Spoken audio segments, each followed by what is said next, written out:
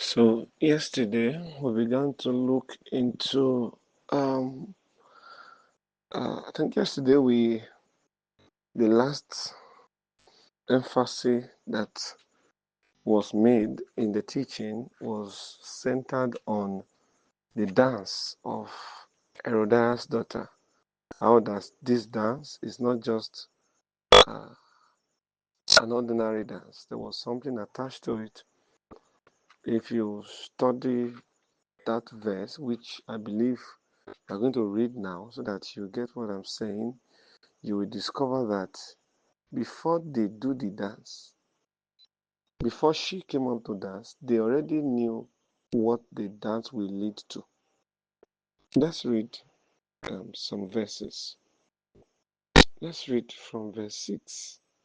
But when Herod's birthday was kept, the daughter of Herodias danced before them and pleased Herod.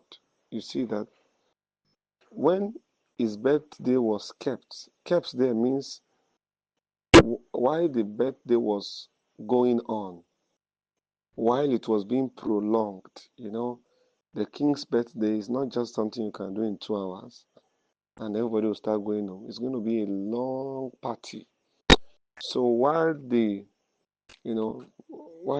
those activities were going on, the daughter came to dance and it pleased the king. So that dance was a weapon that was fashioned against the king. Everybody saw her dance, but that dance pleased the king. So there's a way somebody can do something before everyone, and you will be the victim of that thing. Everybody is watching, but you will just discover that you are the one that is more drawn to the person. Yes, you are the target. Are you there? That's what you can see from this verse. She danced before everyone, but it pleased the king. Because if the king was not affected, that means the whole effort is wasted because the target was the king, and they succeeded. Praise the Lord. Verse 7. Whereupon he promised with an oath to give her whatsoever she would ask. This is where you begin to notice that something is wrong. On his birthday, he has started misbehaving. On his birthday. That's manipulation. Are you there? That's manipulation. That's why we must live the life of discernment. There is no day that is a good day not to discern. Oh, I've been discerning every time. Today is Tuesday. Today is Wednesday. Let's just, nothing. So let's just still leave discernment for now. No, you have to stay with discernment. You don't leave discernment for anything. You live by discernment. That's it. Are you there? You are to live by discernment. Discernment should be your life. There are food you should not eat. There are drinks you should not drink. There are invitations you should not honor. Even when they are saying, sir, we are expecting you, beloved sister, there are invitations you should not honor.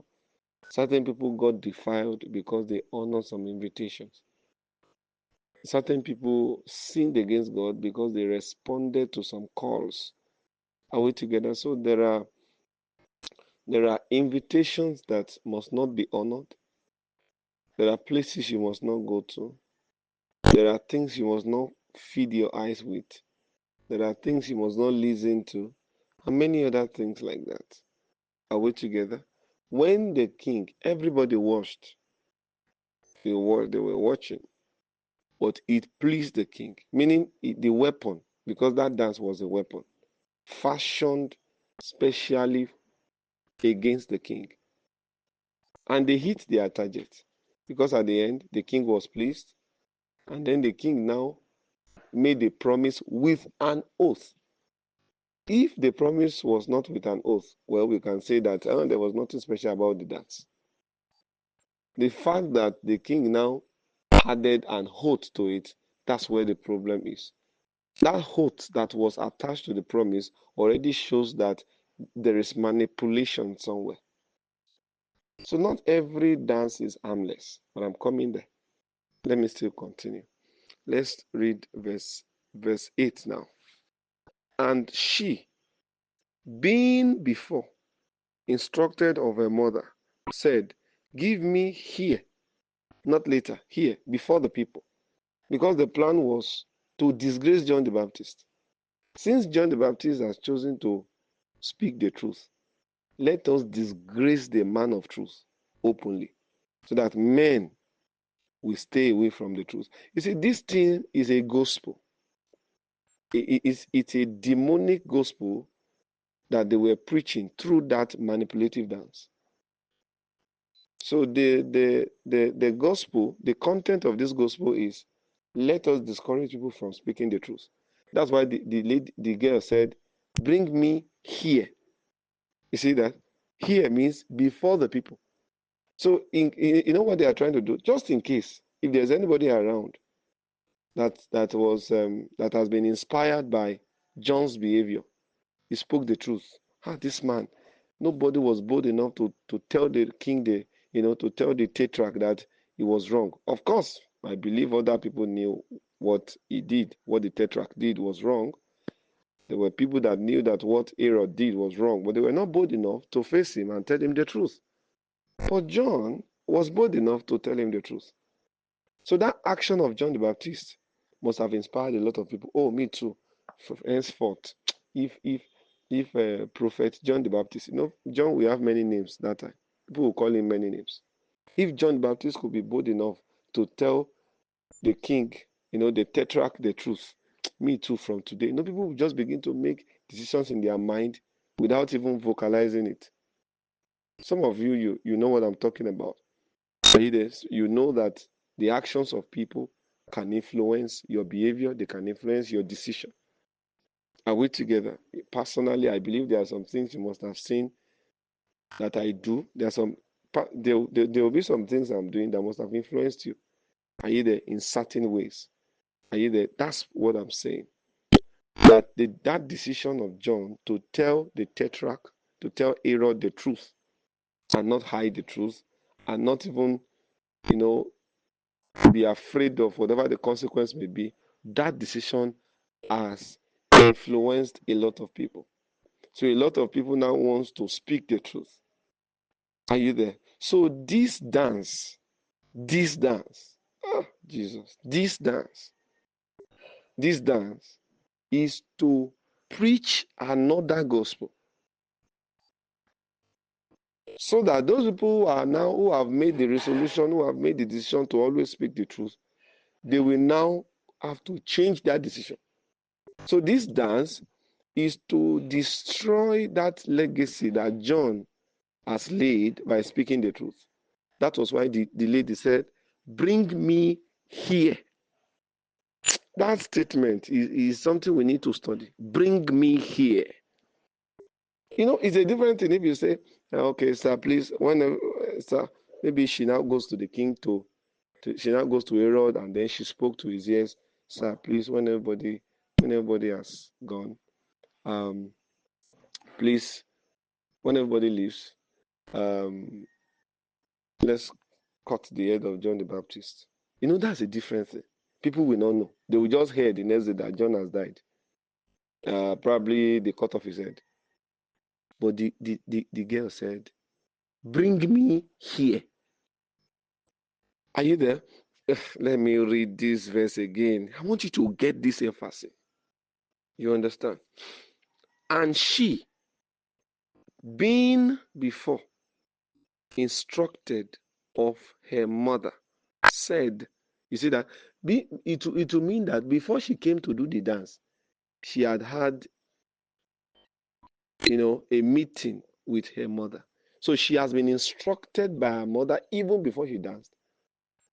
Are you there? So the mother had already told, oh, I thank God for God's word. Me, I used to think that it was after she danced, are you there, that she now went to the mother. That's what I used to think. Thank God for God's word. This morning now, I'm changing my whole ideology about this story. Sincerely, I used to think that, okay, after she danced, the king told her, what do you want? And then she now said, okay, I'm sorry, sir, please, I'm coming. She now went to her mother. She now asked her mother. Then she came back to the king and now told the king, the head of John the Baptist. That was what I used to think. But now I have to change it because that's not true. They had already planned this thing before she danced. Are you there? Let me read verse 8 again. You need to get this. And she, being before instructed of her mother. So before she came up to dance, they had already made the plan. So it was not like when the king asked, she now went to her mother. No, she gave the she just went straight to the point because she has been instructed by her mother even before she came up to dance. You get what I'm saying? So it's a planned work. It's a planned work. That gospel they want to preach, I'm going to tell you the effect. I'm going to tell you. So why did he want the head of John Baptist to be brought to that place? Now the question is, how does that beautify the ceremony? Because the party is still going on. The birthday party is still going on. It's just like somebody doing wedding. In a wedding ceremony, it's usually a joyful, atmosphere. People are eating, drinking, singing, dancing. Then they now ask a girl, what do you want? And he now pointed to the man of God, the man that preached. Maybe when the man came up to preach during the wedding, he was just there, telling the people, keep yourself, don't mess up yourself, so that you also can do something like this. Don't give yourself cheaply to people. If you do that, you may not end up witnessing, something like this. Make your parents proud, make those kind of things. And then a lady now got offended, maybe because she is not keeping to those instructions. So she felt like this pastor is just insulting me. Are you there? So somehow, maybe she came. I'm trying to create a picture of what happened here. Now, this lady that got insulted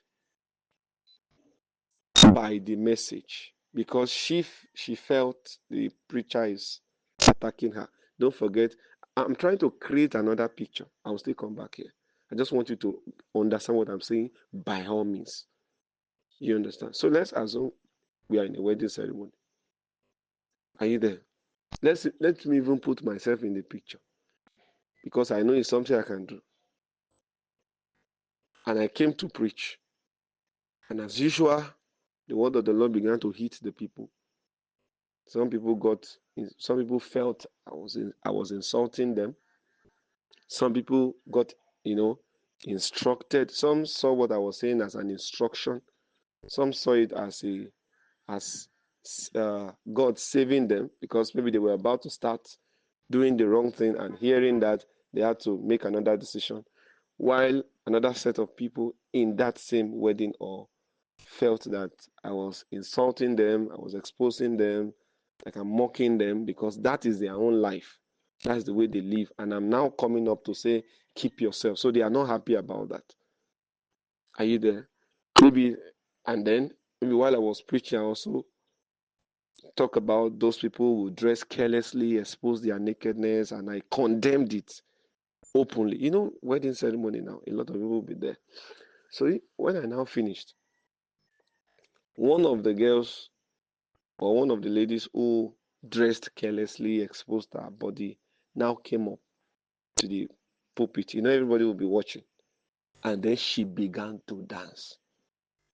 Meanwhile, let's assume that wedding, that wedding is the uh, is the wedding of. Let's assume that the two people who are the two people who are marrying each other, the two of them, the male is a prince and the female is also a prince. So the children of two different kings came together to marry. You know how elaborate the ceremony will be. And I was the one that came to preach. You understand? So the kings were seated, different kind of kings came. Are you there? Now, when I now finished my teaching, I went to sit. The atmosphere was tense. Some people were crying, some were thinking, some were easing. A lot of reactions that you cannot describe in one word. Now, let's assume that one of the ladies who was dressing carelessly came up with her skimpy dress, her explosive words, came up, and then of course she felt insulted. She was not invited to the podium. Are you there? She just came up to the podium, and then somehow maybe she had already planned with the master of ceremony, so they now began to play a particular worldly song for her in that party, and I was still seated. Everybody were there. People were still partying. And as they were playing the song, she began to dance. Remember, her clothes was exposed. You could see her breast, and then the skirt she was wearing was very high. I'm just trying to create another picture. Now, she began to dance, shake her waist, all those seductive dances. And as she was doing that, shaking her body, touching her chest, those kind of terrible dances some people do. She did it, let's assume she did that for about 10 minutes. And the music now stopped. And then in that ceremony, the president was also there. And the president is um, somebody that flirts with people, you understand? So the president was seduced by that dance. The president now came out to say, this girl, I'm so impressed with what you did. And because you have danced like this, tell me what you want. I'm attaching an oath to it. Anything you say today, now, I will give it to you. The girl now say, okay, give me here before these people. Do you understand? The head of this pastor that just came out to preach now. You see that what I'm saying? Even if the president does not want to do it, he will do it because he had already attached oath to it. Maybe she even said, what I want is this pastor that just preached, let us lie him down on this altar and give him 20 strokes of the cane with 10 slaps. And then the president has now said, is that what you want? Yes. Well, I don't feel like I'm not happy, but since I've already attached an oath, I have to do it. So they now brought me out. I lied down on the altar. I received 20 strokes of the cane. I stood up again for another 10 hot slap. And then they chased me out of the hall. Then the party continued. Now, this is the question I want to ask you. Those people who got instructed, who were making new decisions for the Lord because of my message, what do you think is likely to happen when that particular thing that they did to me was done before them? Let's assume that 100 people were already deciding in their heart that they are going to be a changed person. After that whole thing happened to me, what that girl demanded, you understand? After they had flogged me and slapped me and then chased me out, what do you think will happen to those 100 people? The truth is, it will drop from 100 to maybe 30. Are you there? From, if not even to 20, if not to zero. But we are sure that the numbers will drop. Why?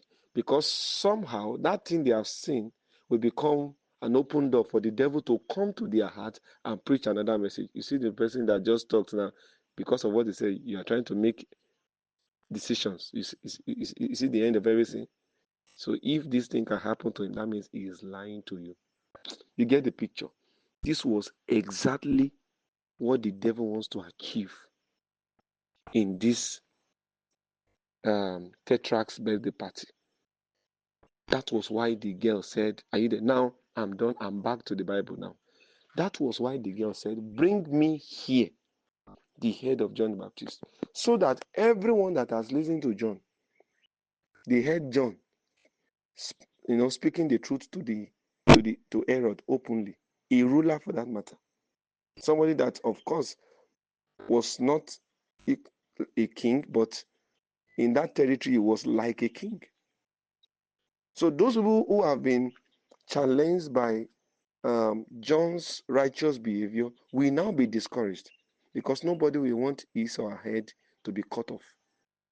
That's what the devil wants to achieve, to discourage righteousness. So anytime the devil, are you there, publicly mocks righteous people, what he is doing is to discourage righteous acts. Anytime the devil publicly mocks righteous people, what he's doing is to discourage righteous acts. That is why some people now don't want to give their life to Christ, because to them, they feel once you just surrender to Jesus, you'll be poor. Why? It is the righteous man that will be finding it hard to get a job and then to be rich and then to be okay. What the devil wants to do is to discourage people from being, are you there? So that he can make it look like what it is not. You give your life to Christ, you'll be poor. That's your choice. Whereas it's not true. So there's a possibility that because the head of John Baptist was brought openly in a charger that day, certain people who have decided to be saying the truth will now change their mind. If this is what the truth is all about, and please count me out. Let me still be lying. At least I know I will live long. I cannot speak truth. Oh. I should speak the truth now. They should not cut off my head in a charger. You see that? So the devil is now succeeding through that manipulative dance. So there are things you will do that will propagate the agenda of the devil.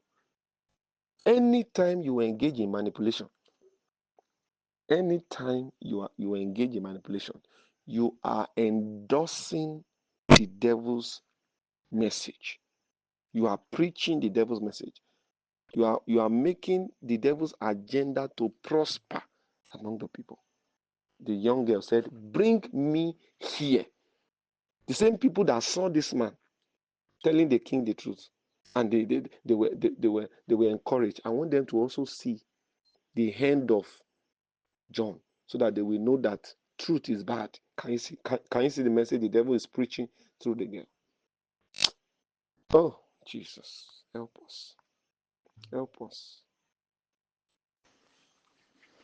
Let's take verse 8 again.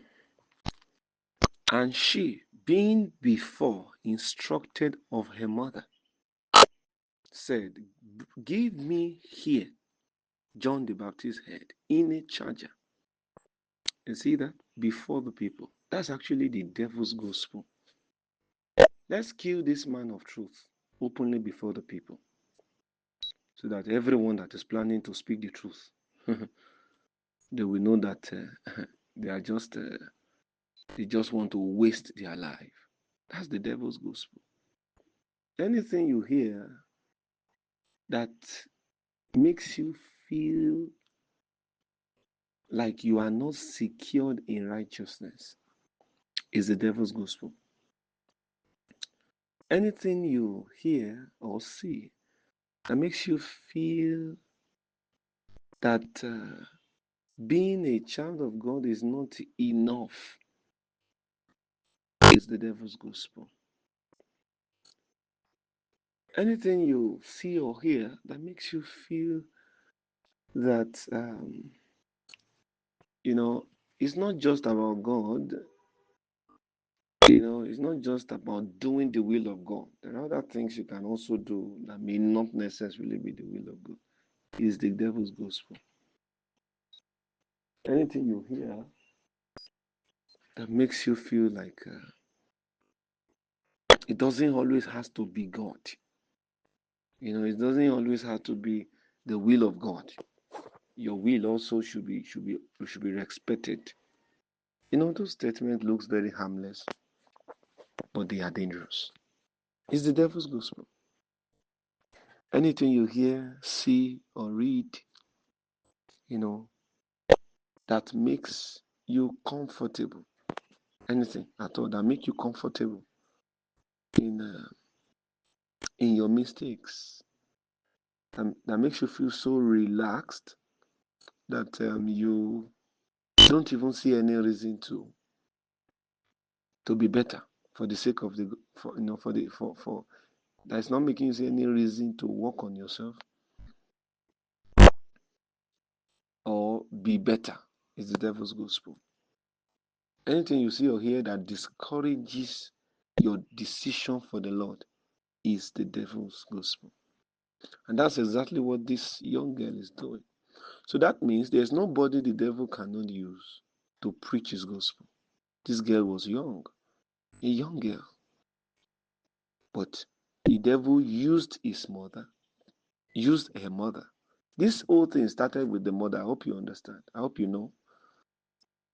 This girl knows nothing about what was happening. The mother just used her to achieve a desire on the heart of the devil. And so if parents are not discerning, they will use their children to do the will of the devil. That's why parents must be careful. You must ensure that as a parent, you must ensure that your heart is guarded. Otherwise, through your instructions to your children, you will make your children respond to the will of the devil by simply obeying your instructions. That's why the Bible says, children, obey your parents in the Lord. Meaning the instructions that you are mandated to obey is the one that is coming by the Spirit, not every instructions. It has to be instructions in righteousness, instructions by the Spirit.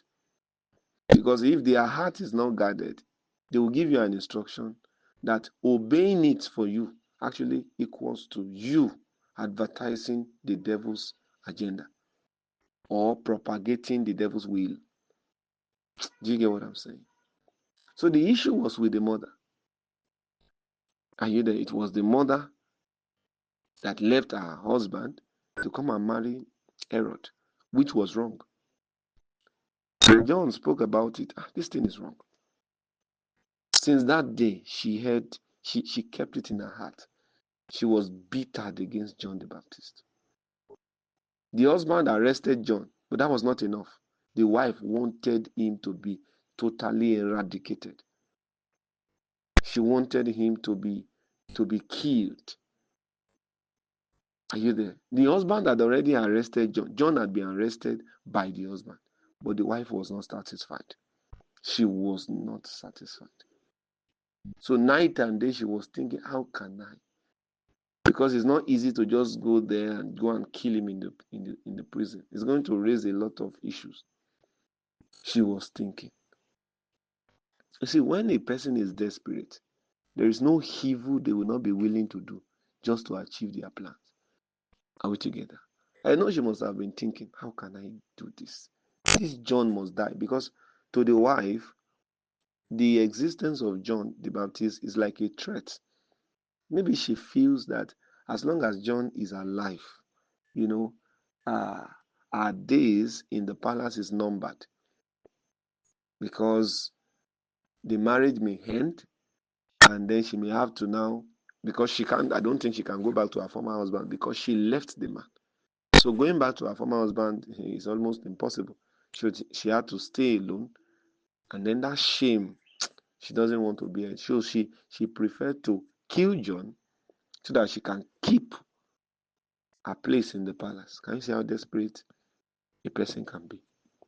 So she was so desperate, thinking and thinking, how can I get rid of this man? How? How? How?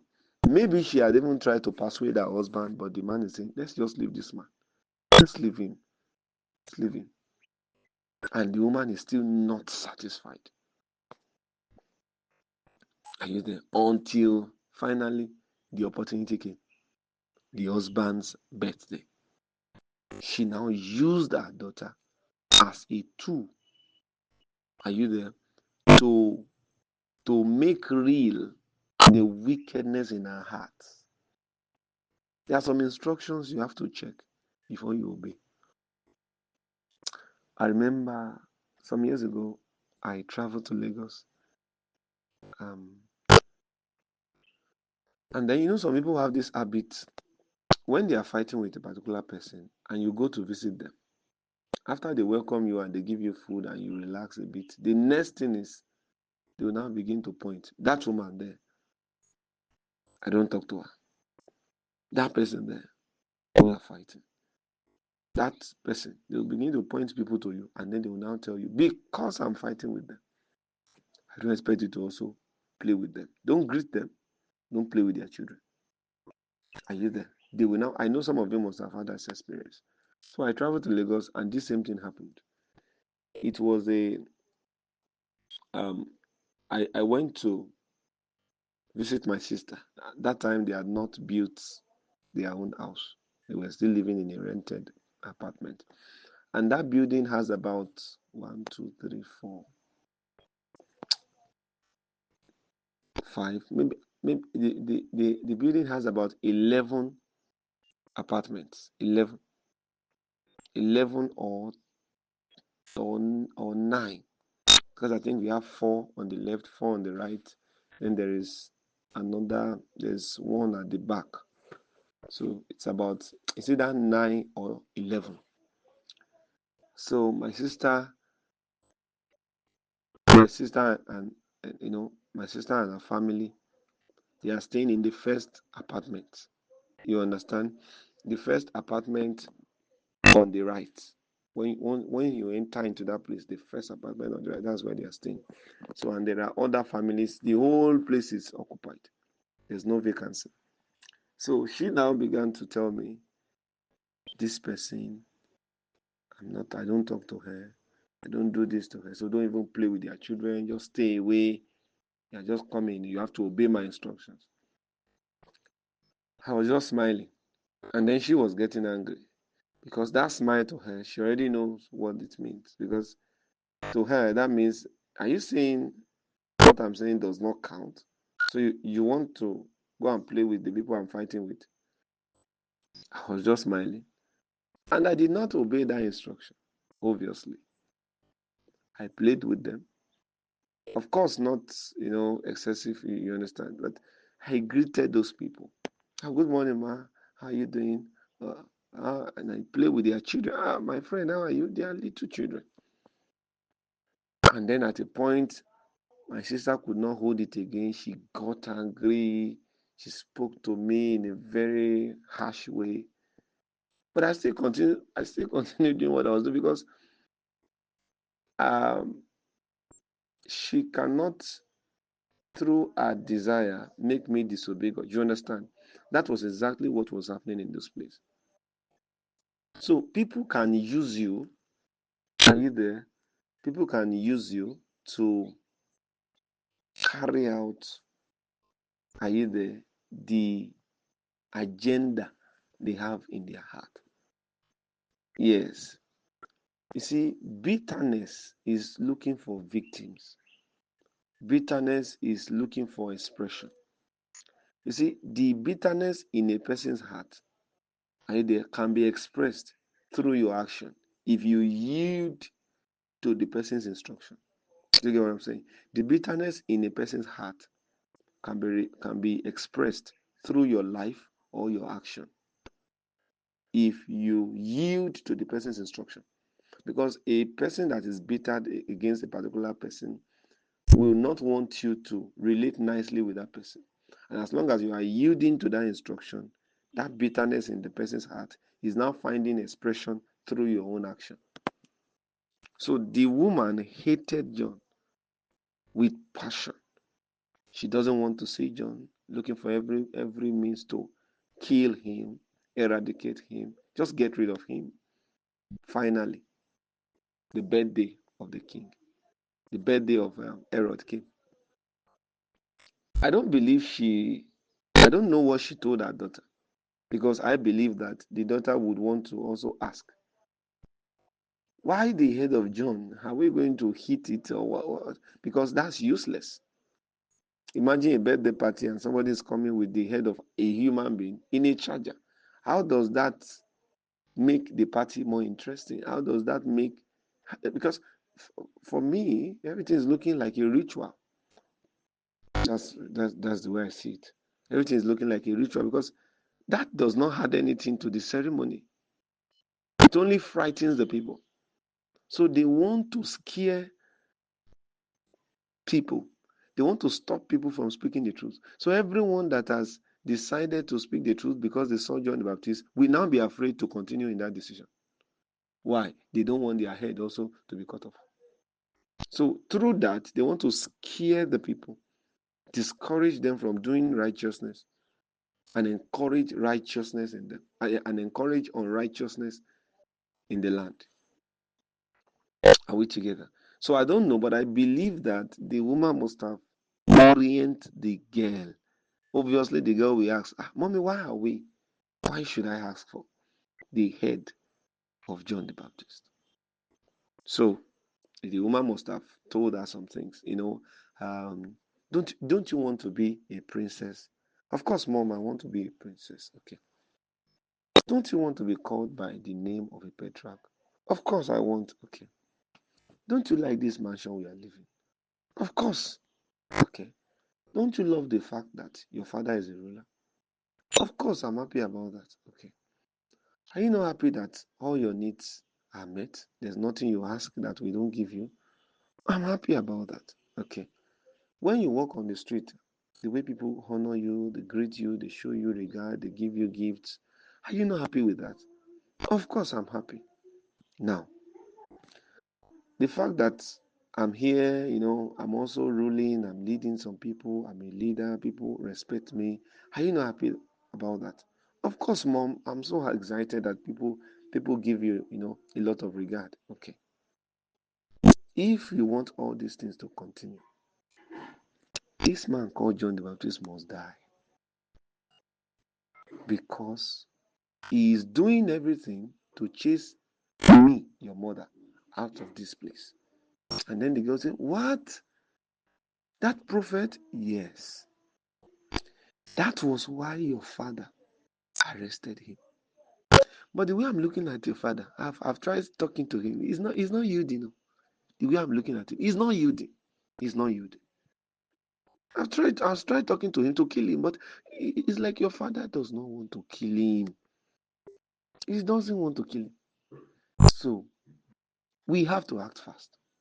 Since he's not willing to kill him, we must act fast. Otherwise, soon they will release this man, and the man will go to the street. This time around, we may not stay long in this place because once he is released, I'm sure he's going to mobilize people and continue this campaign.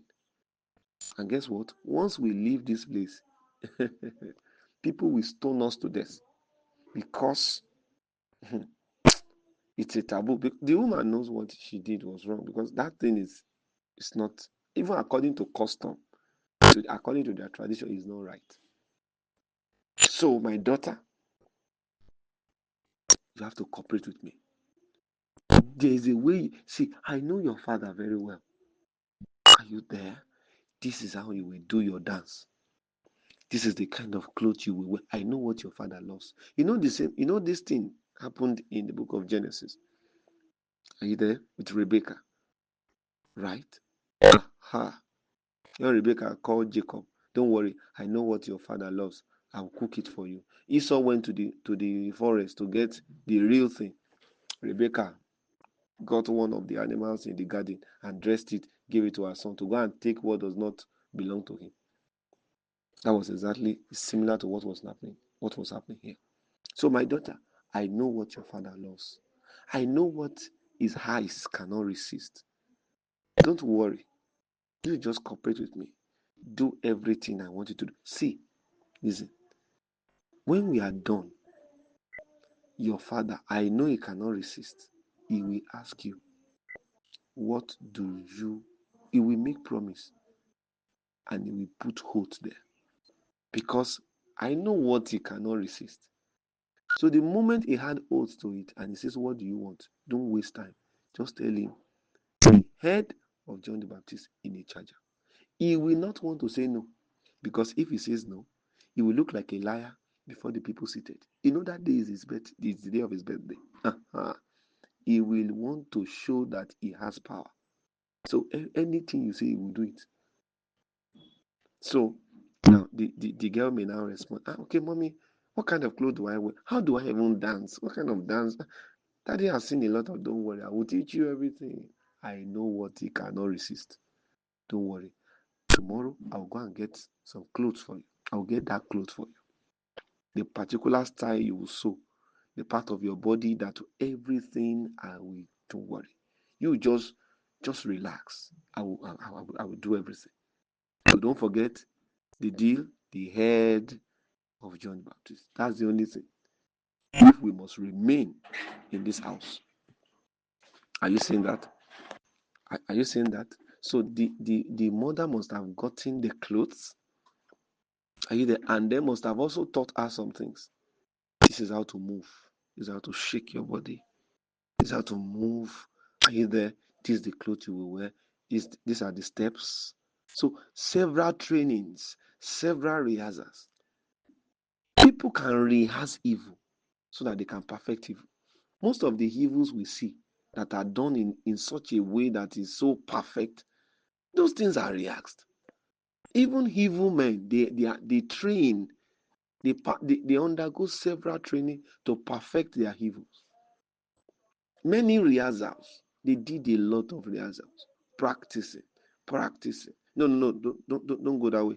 Shake a hand, do your, yes, there's a way you shake your body, there's a way you do your Botox, those kind of terrible things.